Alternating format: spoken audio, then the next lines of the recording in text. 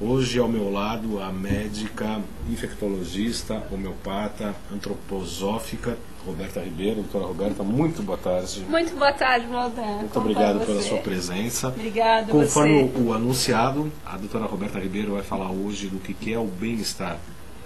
O conceito do bem-estar é um conceito muito amplo, todo mundo fala. O bem-estar é um pouco parecido com qualidade de vida, todo mundo fala sem saber direito o que realmente está falando. Né? Eu gosto de ter qualidade de vida. O que é a qualidade de vida? Eu procuro fazer isso para ter o bem-estar. O bem-estar é só satisfazer algumas emoções, ter pequenos prazeres durante o dia ou durante a semana. O que na verdade é o bem-estar?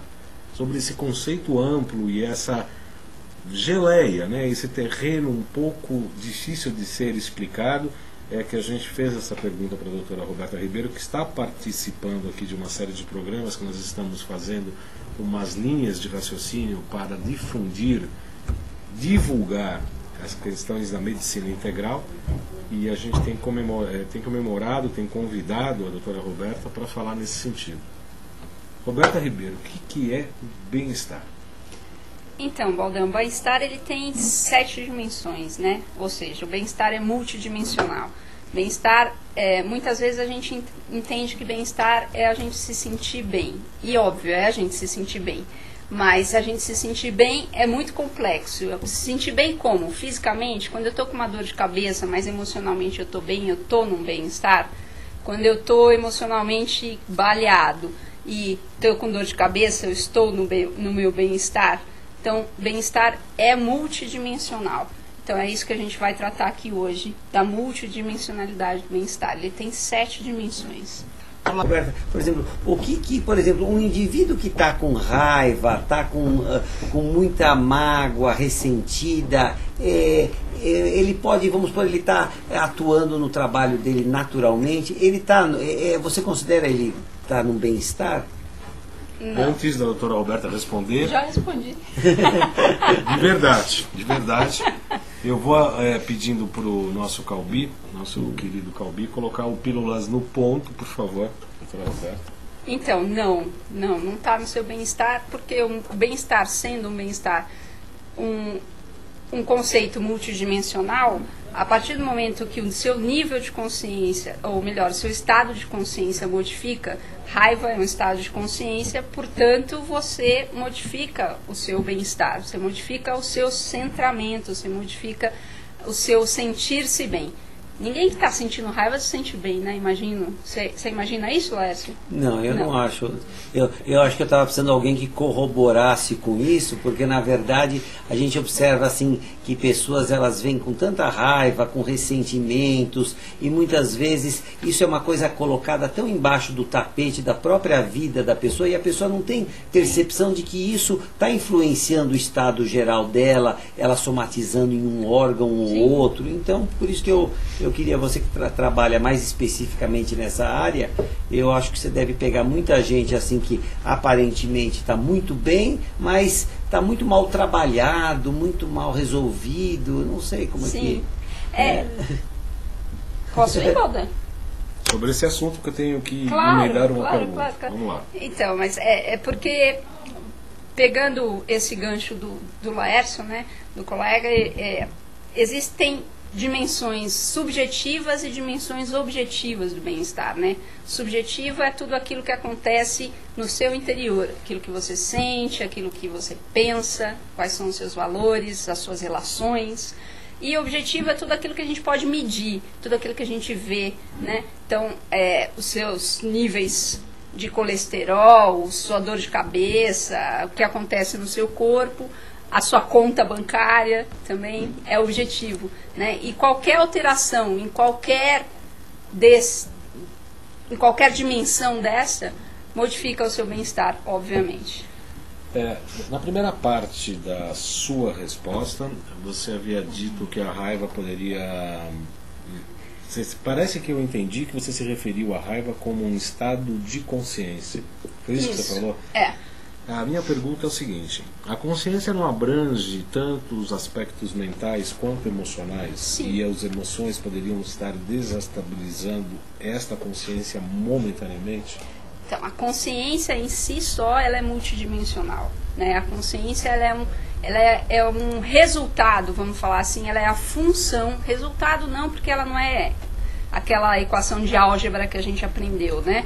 Mas ela é a função, ou seja, a função já é uma coisa um pouco mais complicada que tem a ver com integral, tem muitas variáveis dentro dela, né? Ela é uma função de aspectos emocionais, mentais, das suas crenças, dos seus valores, do seu biotipo, inclusive. Hoje a gente tem uma pesquisadora chamada Candace Parks, e ela trouxe à luz da ciência a descobrimento de moléculas de emoção. Então, de novo, aqui eu vou colocar que todas as coisas têm aspectos subjetivos e objetivos. A emoção, ela é algo subjetivo. No entanto, existe uma ponta dela, um aspecto dela que é objetivo. Existem moléculas que hoje são medidas, que são moléculas de emoção. Ou seja, toda vez que a gente tem qualquer emoção, são liberadas esses neuropeptídeos, falando Medicaid, né, Laércio? Falando Medicaid, neuropeptídeos são proteínas que circulam no nosso corpo e aí com isso modificam o seu pensar. Ninguém com raiva pensa do mesmo jeito que alguém que está amando, ou ninguém com raiva pensa do mesmo jeito que alguém que está magoado ou feliz da vida. Então, por isso que eu chamei de estados de consciência, porque todas as emoções alteram o nosso estado de consciência, o nosso mental, a forma como a gente vê o mundo. E, curiosamente, corroborando a medicina chinesa, hoje a gente tem moléculas de emoção medidas, vistas e temperadas. Eu não quero fugir da pergunta, só que a gente precisa fazer um programa só para essa pergunta, porque essa pergunta a gente vai ficar aqui horas falando sobre isso, né? Porque aí se o bem-estar, que é uma coisa muito menos complexa, a gente já trata multidimensionalmente, vai falar de Deus, a gente tem que ter a vida inteira para falar dele, a gente vive a vida inteira buscando isso, e na verdade o que a gente precisa é parar, respirar e olhar para dentro de si, porque Deus está aqui dentro de cada um de nós. Sem dúvida, mas a pergunta foi mais simples, né, doutora? Mas é que eu não consigo responder sim ou não. A pergunta é se Deus é espírito e matéria. Não, então, mas aí a gente precisa definir espírito, a gente precisa definir matéria, a gente precisa definir as coisas para a gente poder falar sobre a mesma coisa. Então eu sou muito criteriosa nesse sentido, porque eu acho que Deus é algo é uma história bastante complexa, espírito é outra complexidade, matéria é outra complexidade, as coisas não são tão simples assim. Uma amiga minha costuma me dizer que eu não consigo responder coisas muito simples, com sim ou não. Eu sempre tenho que ter 2 parágrafos aí para responder. O Baldan já falou isso aqui de mim também em outro programa. Ele sempre me disse, eu sei que as respostas da doutora Roberta são muito longas, então peraí, deixa eu falar uma coisa antes. Não dá para confiar. Tem 2 perguntas. E a gente vai voltar para a doutora Roberta, quer dizer, podemos colocar o primeiro, segundo, terceiro slide, por favor, Renato, para a gente começar a explicar, então, qual que é o conceito do bem-estar sob o ponto de vista médico, é isso, doutora Roberta? Da medicina integral. Da medicina integral, vamos lá, vamos a ele. Então, existe um conceito multidimensional, em que o ser humano é o centro do foco e o conceito de bem-estar estaria harmonicamente ligado a essas dimensões? Existe a multidimensionalidade e o centro dessa multidimensionalidade é a consciência. Esse slide que é a consciência. Não, esse slide só está dizendo que é multidimensional, né?